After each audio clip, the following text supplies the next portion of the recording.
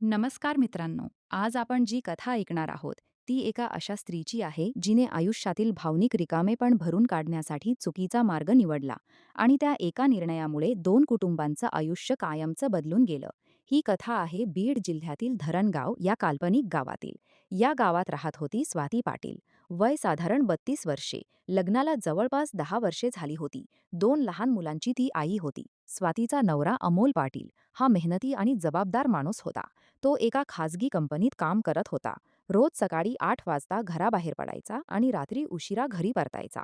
त्याच्या मेहनतीमुळे घरात पैशांची फारशी अडचण नव्हती. मुलांचं शिक्षण, घर खर्च आणि इतर जबाबदाऱ्या तो प्रामाणिकपणे सांभाळत होता. पण आयुष्यात फक्त पैसा पुरेसा नसतो. काही नाती संवादावर टिकून असतात आणि जेव्हा संवाद कमी होतो तेव्हा मनांमध्ये अंतर वाढायला सुरुवात होते. स्वातीच्या आयुष्यातही अगदी हेच घडत होतं. घरातील जबाबदाऱ्या, मुलांची काळजी, रोजची धावपळ आणि एकसारखं आयुष्य या सगळ्यामुळे ती मानसिकदृष्ट्या थकली होती. तिला कोणीतरी स्वतःचं म्हणावं, तिचं बोलणं शांतपणे ऐकावं, तिच्या भावनांना समजून घ्यावं अशी अपेक्षा होती. पण अमोल दिवसभराच्या कामामुळे घरी आल्यावर खूप दमलेला असायचा. जेवण झालं की तो थेट झोपायचा. त्यामुळे दोघांमध्ये संवाद दिवसेंदिवस कमी होत गेला. छोट्या छोट्या गोष्टींवरून वाद व्हायला लागले. कधी घर खर्च, कधी मुलांच्या अभ्यासावरून, तर कधी एकमेकांना वेळ न देण्यावरून. दोघांमध्ये सतत तणाव निर्माण होऊ लागला. मुलांनाही घरातील वातावरण बदलल्याचं जाणवू लागलं. स्वाती बाहेरून हसत असली तरी आतून ती पूर्णपणे एकटी पडली होती. दरम्यान धरणगावमध्ये एका नवीन बांधकाम प्रकल्पाचं काम सुरू झालं. त्या कामासाठी अनेक बाहेरगावचे कर्मचारी येत होते. त्यांच्यामध्ये एक व्यक्ती होती, राहुल कदम. वय साधारण 35 वर्षे. तोही विवाहित होता. त्यालाही एक मुलगा होता. राहुल बोलण्यात हुशार, आत्मविश्वासू आणि समोरच्याचं म्हणणं शांतपणे ऐकणारा होता. गावात काम करताना त्याची अनेक लोकांशी ओळख झाली. एक दिवस किराणा दुकानाजवळ स्वाती आणि राहुलची साधी ओळख झाली. सुरुवातीला फक्त नमस्कार, नंतर 2-4 वाक्य आणि मग अधूनमधून भेट झाली की थोड्या गप्पा. या पलीकडे काहीच नव्हतं. काही दिवसांनी राहुलने स्वातीला सोशल मीडियावर शोधलं. तिला मित्र विनंती पाठवली. स्वातीने सुरुवातीला दुर्लक्ष केलं, पण काही दिवसांनी पुन्हा राहुलचा एक साधा संदेश आला. नमस्कार, ओळखलता का? स्वातीने उत्तर दिलं. तिथूनच त्यांच्या संभाषणाची सुरुवात झाली. सुरुवातीला फक्त रोजच्या आयुष्याबद्दल बोलणं होतं. राहुल तिच्या तब्येतीची विचारपूस करायचा. मुलांचा अभ्यास कसा सुरू आहे, घरात सगळं ठीक आहे ना, असे साधे प्रश्न विचारायचा. स्वातीलाही त्याच्याशी बोलताना हलकं वाटू लागलं. तिला वाटू लागलं, किमान कोणीतरी माझं बोलणं तरी ऐकून घेतं. दिवस गेले. आता मेसेज रोज येऊ लागले. हळूहळू दोघांनी मोबाईल नंबरची देवाणघेवाण केली. कधी फोनवर बोलणं तर कधी व्हॉइस मेसेज. त्यांचं बोलणं वाढतच गेलं. पण या सर्व गोष्टींची अमोलला अजिबात कल्पना नव्हती. तो अजूनही आपल्या कुटुंबासाठी मेहनत करण्यात व्यस्त होता. एक दिवस राहुलने स्वातीला विचारलं, तू इतकी शांत का असतेस? स्वातीने पहिल्यांदाच मन मोकळं केलं. तिने घरातील तणाव, संवादाचा अभाव आणि स्वतःच्या एकटेपणाबद्दल सांगितलं. राहुल शांतपणे ऐकत राहिला. तो तिला कोणताही चुकीचा सल्ला नव्हता. फक्त तिचं म्हणणं ऐकत होता. पण अनेकदा अशी भावनिक जवळीकच पुढे मोठ्या समस्येचं कारण बनते. स्वाती आता प्रत्येक गोष्ट राहुलला सांगू लागली. घरातील वाद, मुलांचं शिक्षण, नवऱ्याशी होणारे मतभेद, सगळं काही. राहुललाही तिच्याशी बोलण्याची सवय लागली. त्याच्या आयुष्यातही काही वैयक्तिक अडचणी होत्या. त्यामुळे दोघांनाही एकमेकांशी बोलण्यात मानसिक आधार मिळत होता. मात्र त्यांना हे समजत नव्हतं की हा आधार हळूहळू एका धोकादायक वळणाकडे जात आहे. काही महिन्यांनी राहुलने स्वातीला प्रत्यक्ष भेटण्याचा प्रस्ताव दिला. सुरुवातीला तिने नकार दिला, पण राहुलने सांगितलं, फक्त चहा घेऊ आणि थोडा वेळ बोलू. दुसरा काही नाही. काही दिवस विचार केल्यानंतर स्वाती तयार झाली. तिने घरी बाजारात जात असल्याचं सांगितलं आणि पहिल्यांदाच ती राहुलला भेटण्यासाठी घराबाहेर पडली. दोघे एका छोट्याशा हॉटेलमध्ये बसले. तासभर गप्पा झाल्या. जीवन, जबाबदाऱ्या, मुलांचं भविष्य अशा अनेक विषयांवर ते बोलले. त्या भेटीनंतर दोघांनाही असं वाटू लागलं की आपल्याला समजून घेणारी व्यक्ती भेटली आहे. पण त्यांना माहीत नव्हतं, हीच भेट त्यांच्या आयुष्यातील सर्वात मोठी चूक ठरणार होती.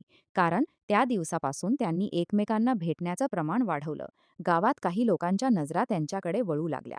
सुरुवातीला फक्त कुजबूज होती, पण हळूहळू चर्चा वाढू लागली आणि या चर्चेची चाहूल अखेर अमोलच्या कानावरही पोहोचली. सुरुवातीला त्याने याकडे दुर्लक्ष केलं. त्याला आपल्या पत्नीवर पूर्ण विश्वास होता. पण काही दिवसांनी त्यालाही स्वातीच्या वागण्यात बदल जाणवू लागला. ती वारंवार मोबाईल लपवू लागली. फोन आला की दुसऱ्या खोलीत जाऊन बोलू लागली. कधी बाजार, कधी मैत्रीण, कधी काही काम. अशी वेगवेगळी कारणं सांगून ती घराबाहेर पडू लागली. अमोलच्या मनात पहिल्यांदाच संशयाचं बी पेरलं गेलं. त्याने एक निर्णय घेतला. तो कोणालाही काही न सांगता शांतपणे सत्य शोधणार होता. आणि त्याला अजिबात कल्पना नव्हती की त्याच्यासमोर येणारं सत्य त्याचं संपूर्ण आयुष्य उद्ध्वस्त करून टाकणार आहे. संशयाचं रूपांतर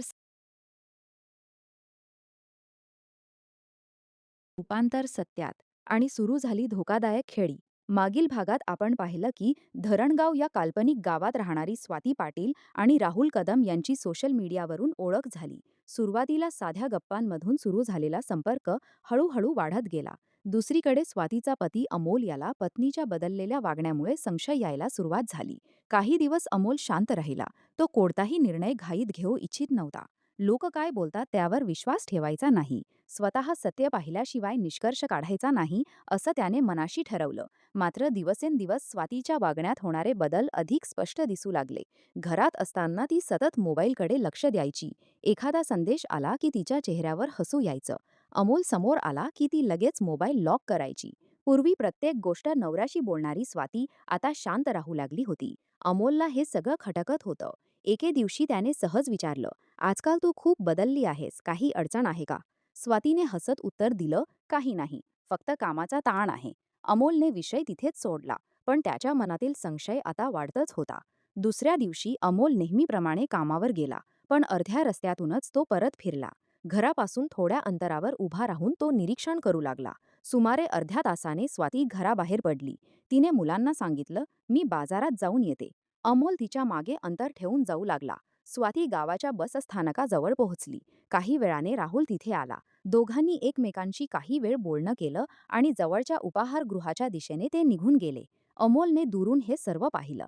त्या क्षणी त्याच्या मनात अनेक प्रश्न निर्माण झाले. तो संतापला होता, पण त्याने स्वतःवर नियंत्रण ठेवलं, कारण त्याला भावनेपेक्षा सत्य महत्त्वाचं वाटत होतं. त्या रात्री घरात शांतता होती.